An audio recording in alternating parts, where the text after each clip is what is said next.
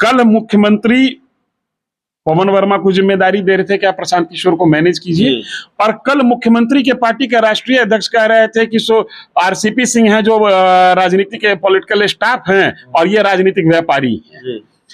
अब प्रशांत किशोर के मन में ये सवाल तो जरूर होगा कि नीतीश जी, एक तरफ तो आप कोशिश करते हैं कि हम आपके साथ जुड़ जाएं और दूसरी तरफ आपके पार्टी का राष्ट्रीय अध्यक्ष हमको राजनीतिक व्यापारी कह रहा है कि मायावती से क्यों मिलना, वो तो बीजेपी के इशारे पर काम कर रही हैं। यही परसेप्शन तो प्रशांत किशोर के साथ भी है।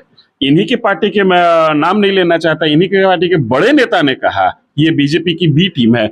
दुनिया इस बात को मानती है कि ये जिस तरीके से ये जो पॉलिटिकल एक्सरसाइज कर रहे हैं उस एक्सरसाइज से अल्टीमेटली बीजेपी को फायदा हो जाएगा, क्योंकि ये जिस वोटर को अट्रैक्ट करने की कोशिश कर रहे हैं वो बीजेपी का नाराज वोटर है। हाँ, बीजेपी हारती है तो एक क्वेश्चन मार्क जरूर लगेगा, जैसे बोचहा में एक क्वेश्चन मार्क जरूर लगा।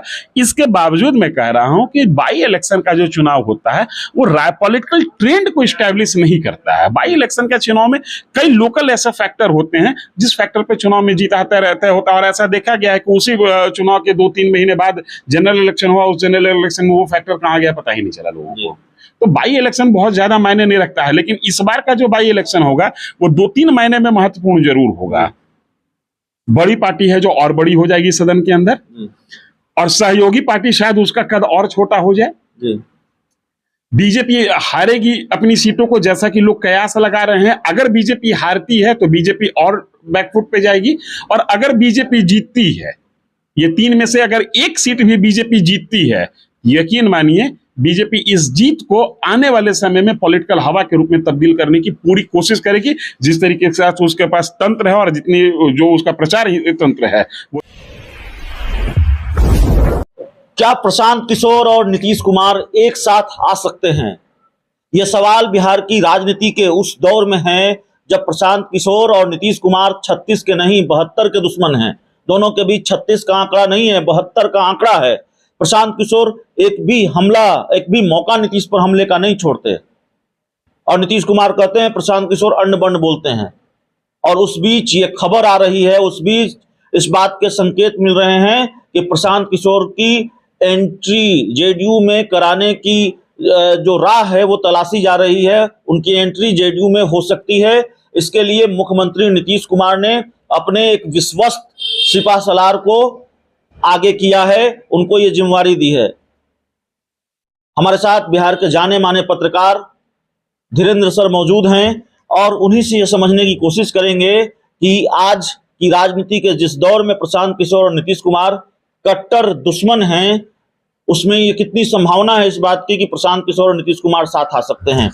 पवन वर्मा को जिम्मेवारी सौंपी है। मीडिया रिपोर्ट्स के हवाले से खबर है कि पवन वर्मा से बातचीत की है, लंबी बातचीत मुख्यमंत्री नीतीश कुमार ने की है, और उनको ये कहा है कि 2024 के लिए प्रशांत किशोर को मना कर लाइए। देखिए, अगर जो 2024 के लिए विपक्ष की गोलबंदी की बात की जाएगी तो उसमें प्रशांत किशोर को साथ लेने की कोशिश होगी। ये वो चीज है जो होनी चाहिए। अब होगी क्या, संभावना क्या है, भविष्यवक्ता तो मैं हूं नहीं, लेकिन राजनीति संभावनाओं का खेल है।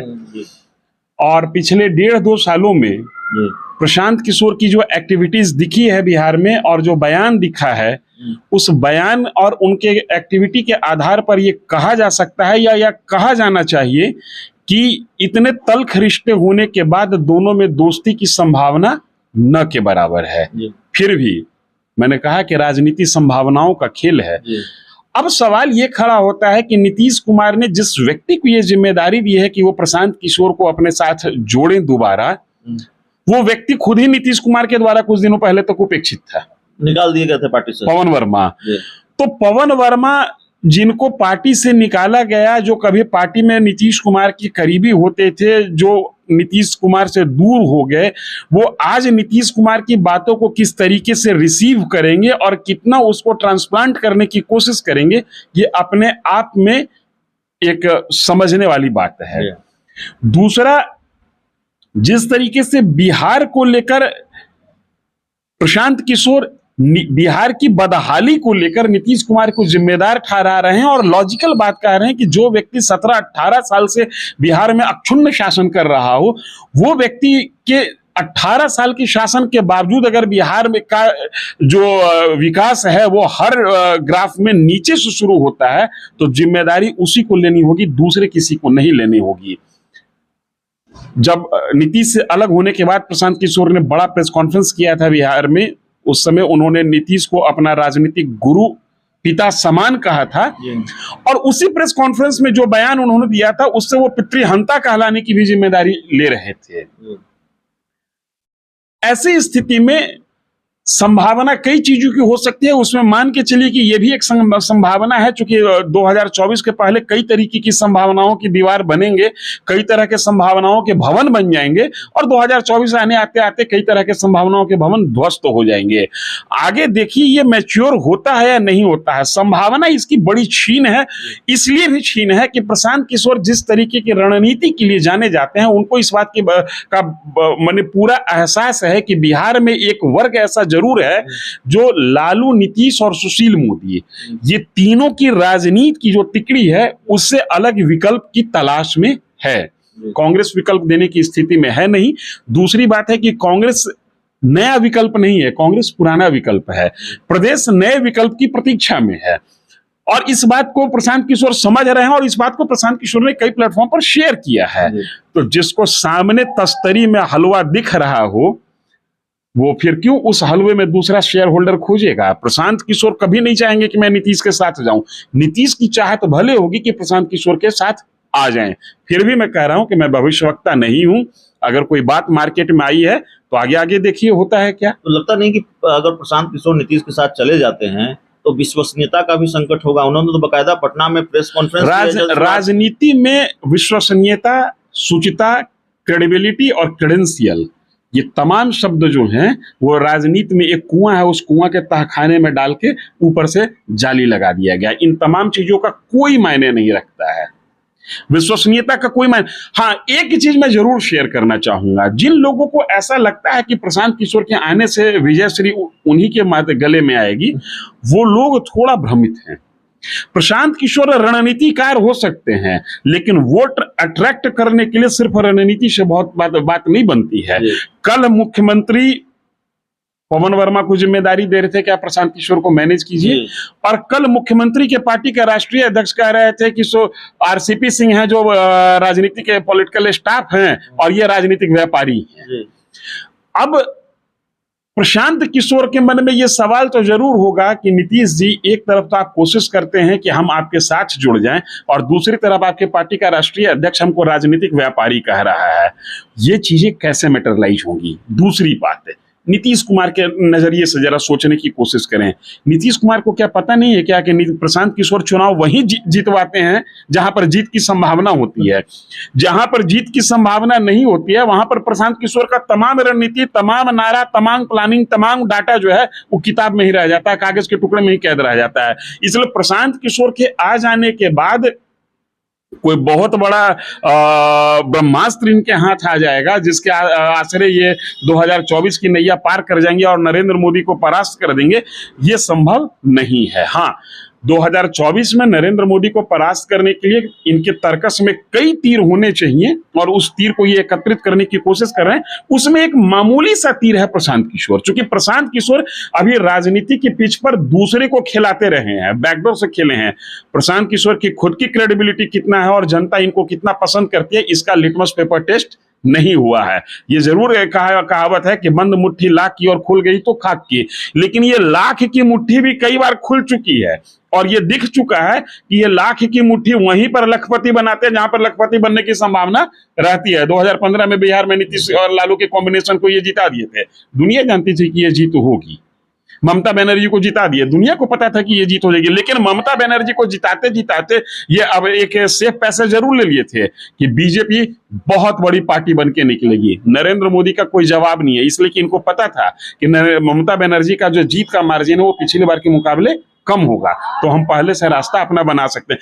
पर प्रशांत किशोर कुल मिला के पॉलिटिकल मैनेजमेंट अच्छा कर लेते हैं, लेकिन ये मैनेजमेंट किसी को ट्रेजरी बेंच तक पहुंचा दे इसकी गारंटी नहीं है, ये कई बार साबित हो चुका है। लेकिन पवन वर्मा से अगर मुख्यमंत्री नीतीश कुमार लंबी बात कर रहे हैं, और आपने खुद ही बताया प्रशांत किशोर और पवन वर्मा को एक साथ जेडीयू से निकाला गया था, सीईए सिटीजन अमेंडमेंट एक्ट और सीएबी सिटीजन अमेंडमेंट बिल दोनों को लेकर जो जेडीयू की राय थी, जेडीयू का जो फैसला था, बीजेपी के या केंद्र सरकार के इस बिल का उन्होंने समर्थन किया था। तो प्रशांत किशोर और पवन वर्मा दोनों ने पार्टी का संविधान याद दिलाया था कि हमारे संविधान में धर्मनिरपेक्षता शब्द है और तमाम तरह की बातें कही थी। बाद में पार्टी को, नीतीश कुमार को दोनों की जो मुखालफत है वो नागवार गुजरा और उनको पार्टी से बाहर का रास्ता दिखा दिया गया। लेकिन कोशिश तो कर रहे हैं नीतीश कुमार पुराने रूठे हुए दोस्तों को मनाने की। पवन वर्मा से अगर लगातार लंबी बातचीत हो रही है, नीतीश कुमार का ये कोशिश जो है ना, ये मुझे लगता है कि कहीं ना कहीं गठबंधन को, जो कथित गठबंधन तैयार होने वाला है, उसको छलावा कर रहे हैं ये।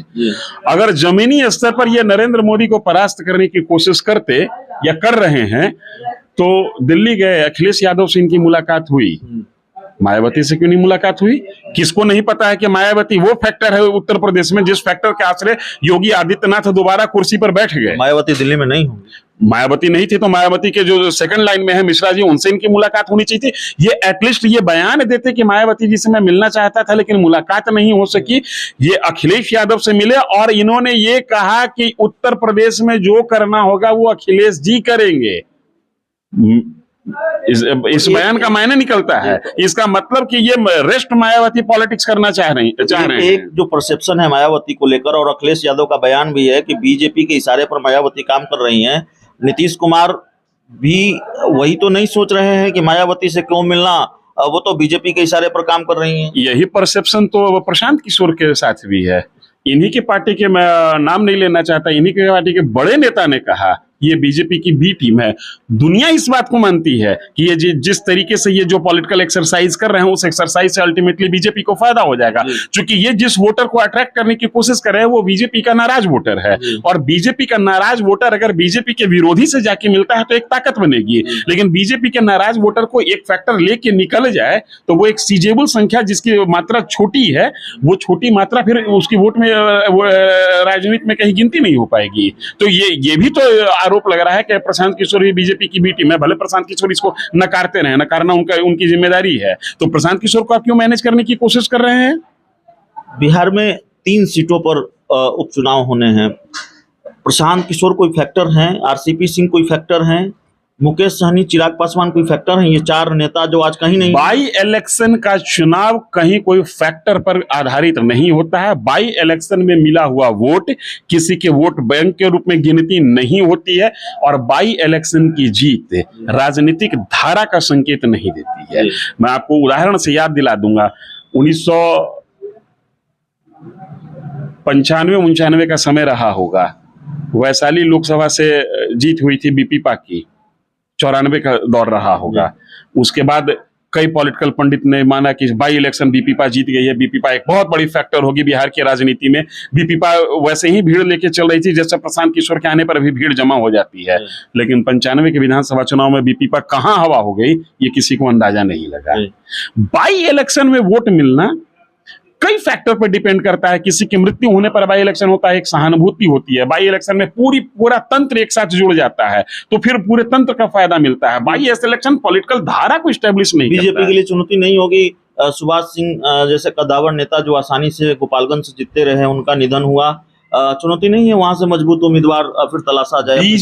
बीजेपी अगर हारती है तो बीजेपी के लिए शर्मिंदगी जरूर होगी। बीजेपी जीतती है तो कोई जीत नहीं होगी, क्योंकि आप जीती हुई सीट को जीत रहे हैं। बाई इलेक्शन में आपके कैंडिडेट थे, आपके साथ सिंपैथी रहा, आप जीत गए। लेकिन हाँ, बीजेपी हारती है तो एक क्वेश्चन मार्क जरूर लगेगा, जैसे बोचहा में एक क्वेश्चन मार्क जरूर लगा। इसके बावजूद मैं कह रहा हूं कि बाई इलेक्शन का जो चुनाव होता है वो पॉलिटिकल ट्रेंड को स्टैब्लिश नहीं करता है। बाई इलेक्शन के चुनाव में कई लोकल ऐसे फैक्टर होते हैं जिस फैक्टर पे चुनाव में जीत आता रहता होता है। और ऐसा देखा गया है कि उसी चुनाव के 2-3 महीने बाद जनरल इलेक्शन हुआ, उस जनरल इलेक्शन में वो फैक्टर कहाँ गया पता ही नहीं चला लोगों को। तो बाई इलेक्शन बहुत ज्यादा मायने नहीं रखता है। लेकिन इस बार का जो बाई इलेक्शन होगा वो 2-3 महीने में महत्वपूर्ण जरूर होगा। बड़ी पार्टी है जो और बड़ी हो जाएगी सदन के अंदर, और सहयोगी पार्टी शायद उसका कद और छोटा हो जाए। बीजेपी हारेगी अपनी सीटों को, जैसा कि लोग कयास लगा रहे हैं। अगर बीजेपी हारती है तो बीजेपी और बैकफुट पे जाएगी, और अगर बीजेपी जीतती है, ये 3 में से अगर एक सीट भी बीजेपी जीतती है, यकीन मानिए बीजेपी इस जीत को आने वाले समय में पॉलिटिकल हवा के रूप में तब्दील करने की पूरी कोशिश करेगी। जिस तरीके के साथ उसके पास तंत्र है और जितनी जो उसका प्रचार तंत्र है, वो तंत्र इस बात को पूरी पुरजोर ताकत से स्टैब्लिश करने की कोशिश करेगा कि ये बाई इलेक्शन है जो सेमीफाइनल है अगला इलेक्शन का। लेकिन फिर भी मैं कह रहा हूं कि जो पॉलिटिकल ट्रैक है, जो ट्रेंड है, उस ट्रेंड के आधार पर बाई इलेक्शन कभी भी मेन इलेक्शन को इस्टेब्लिश नहीं करता है। एक आखिरी सवाल है सर, जिसको हम समझने की कोशिश करेंगे। वैसे कोई बहुत बड़ी राजनीतिक घटना नहीं है, पता नहीं आपकी राय क्या है इसको लेकर, लेकिन निखिल मंडल जेडीयू के प्रवक्ता, उन्होंने इस्तीफा दे दिया, निजी कारणों का हवाला दिया। भारतीय जनता पार्टी कह रही है कि भाई नीतीश कुमार को डिफेंड करना, लालू यादव को डिफेंड करना, तेजस्वी यादव को डिफेंड करना, महागठबंधन को डिफेंड करना जेडीयू के प्रवक्ताओं को असहज कर रहा है और इसलिए निखिल मंडल ने इस्तीफा दिया है। देखिए, निखिल मंडल का इस्तीफा हालांकि उन्होंने निजी कारणों का हवाला दिया है, इसलिए इस पर बहुत तल्ख टिप्पणी नहीं की जा सकती है। लेकिन फिर भी अगर इसके राजनीतिक मायने अगर कुछ निकाले जाएं तो सीधा सा मतलब ये निकलता है कि निखिल मंडल जिस जमीन से निकलकर आए और जहां पर उनकी अपनी राजनीति होनी है, जहां पर वो चुनाव लड़े और जहां पर चुनाव लड़ने की उनकी संभावना है, वहां पर उनकी सीधी लड़ाई आरजेडी से है। ऐसी स्थिति में जब आरजेडी और जेडीयू में दोस्ती हो गया तो उनका तो पॉलिटिकल जो करियर था, जो भविष्य था, उसी पर नीतीश कुमार ने ताला लगा दिया। तो जाहिर सी बात है कि सिर्फ प्रवक्ता बनने के लिए वो नहीं थे राजनीति में। राजनीति में उनकी जो उपस्थिति थी वो प्रवक्ता से आगे नेतृत्व करना, जनता का नेतृत्व स्वीकार करना और आगे का भविष्य तय करना। तो उनको अपना निजी फ्यूचर जो है वो लॉक होता हुआ दिख रहा है, ऐसा मुझे लगता है, जिस कारण से उन्होंने इस्तीफा दिया है। हालांकि उन्होंने इसको निहायत निजी कारण बताया है, लेकिन आगे आगे देखिए अगर जो उनके कुछ बयान निकल के आते हैं तो इस जो मैं बोल रहा हूं वो सच या गलत साबित होगा। लेकिन प्रथम दृष्टया ऐसा लगता है कि जहां पर उनकी अपनी राजनीतिक जमीन है वो जमीन ही नीतीश कुमार के साथ रहते हुए उनका बंजर साबित होने जा रही थी, तो वो फिर उस खेमे में जाएंगे संभवतः जहां से उस बंजर जमीन को वो फर्टाइल कर सके। बीजेपी में जाएंगे, बीजेपी में भी जा सकते हैं, कोई और भी ताकत खड़ी होगी 2024-25 आते आते, वहां भी वो जा सकते हैं। एक चीज समझ के चलिए, 2024 का चुनाव हो या 2025 का चुनाव हो, टू पोलर चुनाव बिहार में नहीं होगा। एक तीसरा फैक्टर बिहार में खड़ा होगा, इसमें कहीं कोई संदेह नहीं है। शायद वो तीसरे फैक्टर के साथ चले जाएं, शायद वो बीजेपी के साथ चले जाएं, शायद उनके जाने के साथ जाने का सिलसिला शुरू हो जाए। क्योंकि कुछ लोग ऐसा भी कयास लगा रहे हैं कि धीरे धीरे जो आरसीपी सिंह खेमा के लोग हैं वो निजी कारणों से निकलते जाएंगे और एक सामूहिक प्रेस कॉन्फ्रेंस करके बताएंगे कि ये निजी कारण कैसे राजनीतिक और सामाजिक कारण था। तो अभी शुरुआत हुई है, हो सकता है कि आगे जो मैं कह रहा हूं वैसा हो, और इसकी भी संभावना है कि जो मैं कह रहा हूं वैसा ना हो। काफी लंबा वक्त मैंने आपको ले लिया, लेकिन एक सवाल जो पूछने का लालच मैं नहीं छोड़ पा रहा हूं। चिराग पासवान की चर्चा भी खूब हो रही है। चिराग पासवान केंद्र में मंत्री बनेंगे नहीं बनेंगे, बीच में कई घटनाक्रम हो गए हैं। पार्टी के जिन प्रवक्ताओं ने ये बयान दिया कि भादों के बाद खुशखबरी आने वाली है, चिराग पासवान मंत्री बनने जा रहे हैं, जिस प्रवक्ता ने, जिस नेता ने ये बयान दिया उसको कारण बताओ नोटिस जारी कर दिया पार्टी ने। देखिए, ये तो करना उचित है, इसलिए उचित है कि प्रवक्ता को पार्टी के राजनीति के लाइन लेंथ के अकॉर्डिंग ही बयान देना चाहिए। कुछ चीजें ऐसी होती हैं जो प्रवक्ता को डिकोड नहीं करना चाहिए। वो मंत्री बनेंगे नहीं बनेंगे ये भविष्य का विषय है, लेकिन ये मैसेज वो अपनी पार्टी में जरूर दे रहे हैं कि बयानबाज लोग एक कथित लक्ष्मण रेखा का जरूर ध्यान रखें, लक्ष्मण रेखा को पार न करें।